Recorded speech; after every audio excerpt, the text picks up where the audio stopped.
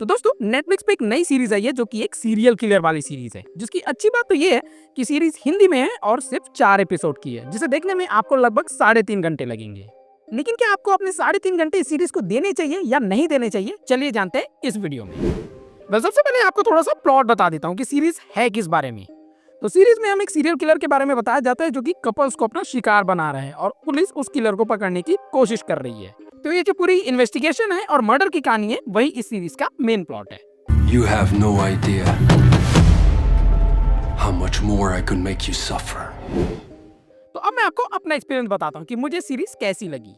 तो सीरीज की शुरुआत में हम देखते हैं कि मर्डर होता है और पुलिस को इन्वेस्टिगेशन के दौरान एक लिंक मिलता है कि किलर उसी मॉडल की गन का यूज कर रहा है जिस मॉडल की गन से एक आदमी ने अपनी बीवी और उसके बॉयफ्रेंड को मारा था। तो पहले एपिसोड में पुलिस उसी आदमी को इन्वेस्टिगेट करती है और उससे जानने की कोशिश करती है कि उस आदमी ने उस गन का क्या किया और क्या कोई उसके साथ था जो कि शायद किलर हो सकता है और उस मर्डर के बाद और भी कपल्स को मारने लग गया है।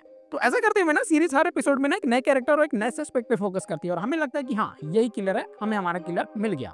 लेकिन फिर एक और मर्डर हो जाता है जिससे हमें पता चलता है कि नहीं, ये किलर नहीं है और किलर बाहर घूम रहा है। इसके बाद पुलिस फिर दूसरा सस्पेक्ट पकड़ती है लेकिन फिर से कोई और किलर होता है। तो ऐसा करते हुए ना सीरीज आखिरी एपिसोड में भी एक सस्पेक्ट हमारे सामने रखती है, लेकिन सबूत नहीं होने के कारण वो छूट जाता है, जिसके बाद सीरीज करती है ओपन एंडिंग।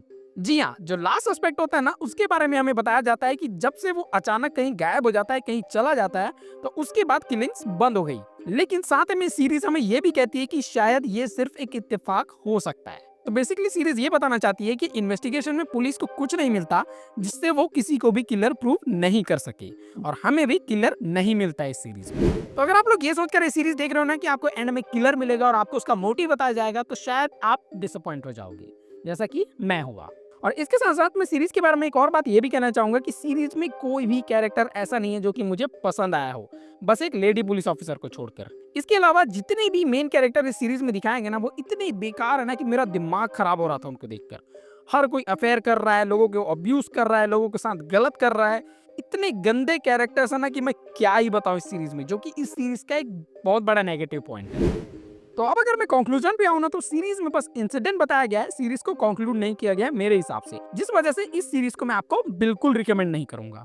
मेरी सलाह तो यही होगी कि आप इस सीरीज के बारे में पढ़ लो अगर आपको इस स्टोरी में इंटरेस्ट है तो, क्योंकि वो आपका टाइम बचाएगी, क्योंकि ये सीरीज आपका टाइम बिल्कुल डिजर्व नहीं करती है। सीरीज आपको इंगेज तो रखती है, कंफ्यूज भी रखती है कि किलर कौन है, वो क्यों कपल्स को मार रहा है, आप जानना चाहते हो।